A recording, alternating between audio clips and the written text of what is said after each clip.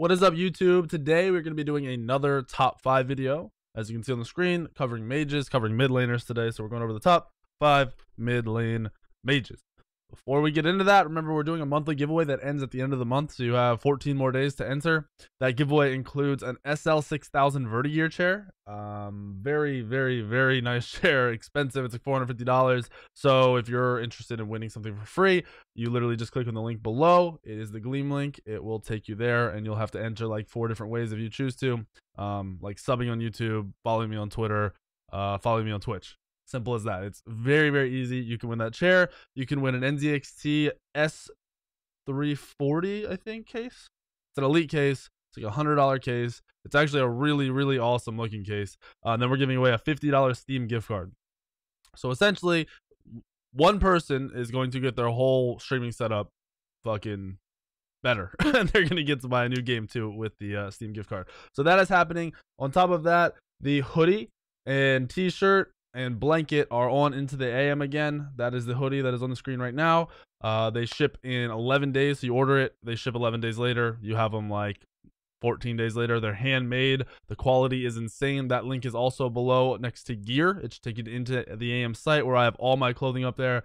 This design's the new design. The old Galaxy design's there. The old fractal design's on there. And then the old blue design is on there. So if you're interested in getting into the clothing, into the AM is where the hookup is. My code is WEAK, W-E-A-K. We'll get you 10% off.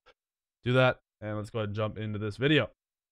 So, top 5 mages, working our way back. I'm going to start with like a number 6 mage. So Morgan is the first god I'm going to go into, and I'm just going to talk about her real quick.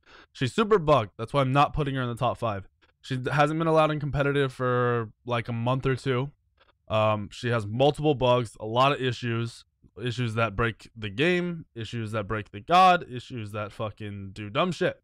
So if Morgan ever gets fixed, which seems unlikely, she would be number 1, number 2, 100%. But because she is not fixed, doesn't look like she's getting fixed, and isn't even allowed in competitive, I can't put her in the top 5 list. Next on the list, Ra. Ra is fairly simple, a lot of sustain, range damage. Really good in team fights as long as you are playing super safe. The god doesn't have a lot of mobility, which is why Ra's only number 5. The god is not going to be used in a lot of situations that involve your team to be W king and rushing at people. Ra is, like I said, much better at sustaining, pulling back. So go in, poke, fight a little bit, pull back, heal, go again, go for an objective, whatever you gotta do. The mage builds are kind of all over the place. Some people are starting with your normal Bumbas and Sands or Bumbas and Soulstone, and this is because a lot of times, especially in ranked, you have the opportunity to go do back camps, mid camps, even fire sometimes on your own because your jungler's an idiot or jungler is off doing his own thing. It just depends. Shit happens. Not necessarily a bad jungler, but a lot of the times you do get separated. Sometimes it is because it's a bad jungler. So having Bumbas and Soulstone or Sands of the Time is pretty big for a mid laner. It allows you to get more farm. It allows you to sustain and stay around and just be in the game more. Now people are also going a greedier build where they rush into a, let me find it. Where is it? Book of Thoth. So they'll start Book of Thoth too. They'll start Soul Trap because it gives so much power and mana. But then you have less regen. You only have 1 of each pot or 2 health pots, whatever you decide to go. You don't get the Bumbas procs, and you don't have the ability to poke and fight at level 1. So with this build, you're going a super, I'm going to farm, I'm going to play safe, I'm going to get this Thoth online, get my stacks up, and get my boots. And then you're going to be looking to fight a lot more at that point because you have a huge power advantage. So either one is up to you. The rest of the builds also vary. So usually go and choose a Magi, usually running into some penetration, and you want to get some CDR, especially on Ra, so you get a spear. So essentially you would finish this into a, I should probably show that real quick. You would finish this. You cannot get Thoth to show up for me. Finish Thoth, then you would go into your penetration. That was the idea if you're going this start. I think either way you'd be doing this. If you start Bumbas and Soulstone, you'd be going into a Book of Thoth. Spear, you can grab your rod here. Some people are picking up defense. They're going a Hide of the Urchin because it's still pretty good. It's not super broken, but it's still pretty good. So you can go rod or you can go hide here, then get your rod here, and with more penetration if you want. Like this. This could be any item you need. If you're looking for more burst, they drop the cost of Soul Reaver, so you get Soul Reaver. If you're looking for more sustain, you get Chronos Pendant. I personally love the Chronos Pendant, just especially in ranked. You can fight so much. So this is my favorite build in Raw by far, 100%. Just what I do. So there's Raw, who's number 5. We're going into number 4. Oh, people also been mentioning these guides are not timeless, and that's because they focus on the builds. These builds change, obviously, and people need to learn how to build because most people don't know how to build. They have no fucking clue. So that is where I put a lot of my time into. Now, I also do usually mention on gods the play style. People just seem to not be registering it. I just told you as soon as we talked about Raw that your positioning is key. So your playstyle is obviously not going to be up in their faces on this mage and on most mages. Your positioning is as safe as possible because you have long range ultimates, and you're looking for the other team to set you up, or basically your team to set you up, or the other team to fuck up and be out of position, and for you to get ults over the walls, throw your abilities over the walls, and don't drop your heals on your teammates unless they're able to sustain in that area, which is usually not common unless you're dropping it in on like your tanks or something. So your heal is usually used at the start of a fight to when you're W king, when you're fighting in that small area, and then you want to reset and drop your heal in the back, let your team heal, and then look to engage or go for an objective. So I did cover that. I want people to understand I'm going over the playstyle and the build of every god. Whether you process that or not is not my issue.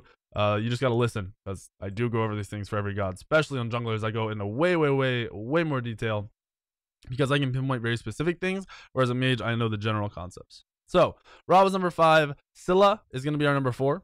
Scylla is amazing. Same build, pretty much. Same idea. I like to go bum a soulstone every game on Scylla because it allows you to clear early. And then it allows you to solo farm because Scylla does have good wave clear, good jungle clear. It's perfect. So that's my starter items. Then I go a very similar build. Boots, Thoth.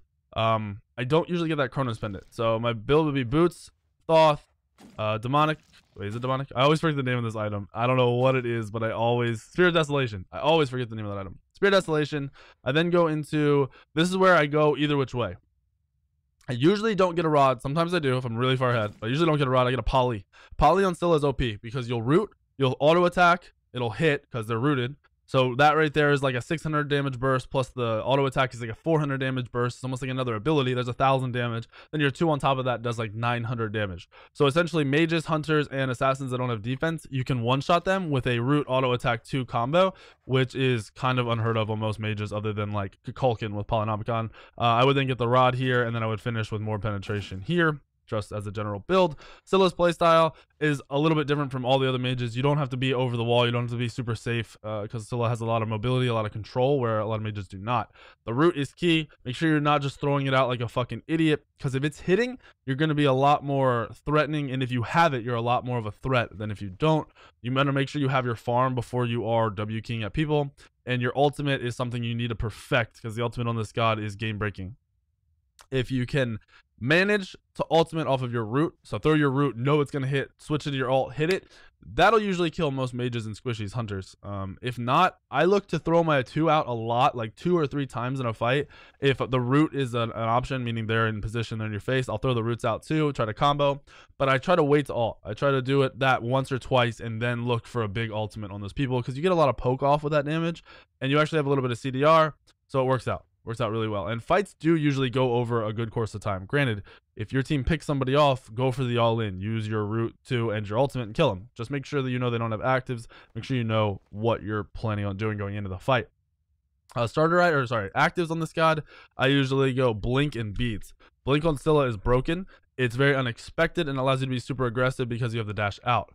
On Ra, I didn't cover actives. On Ra, I usually go Aegis and Beads to be super safe. Blink isn't as good. Sometimes it can be fun, but it's usually not as good. Number 3 on the list is going to be Soul.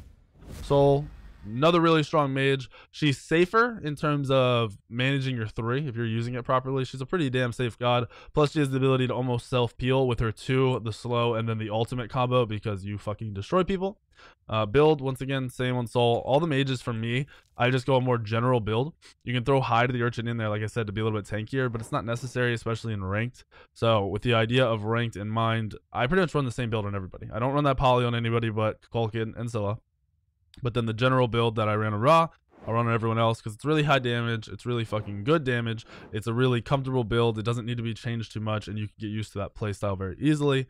Soul is a lot more in your face god. You want to be poking with your 2 as much as possible, as long as the other team doesn't have crazy sustain, because they'll outmana you if you're just making them use their sustain.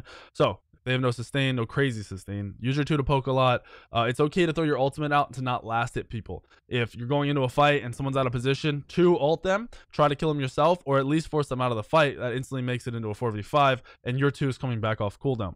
Use your 3 safely. Don't use it super aggressively, because that'll put you out of position a lot. If your 3 is up as you're being engaged on, pop it as you see the engage coming, so the immunity comes up and you're able to get out.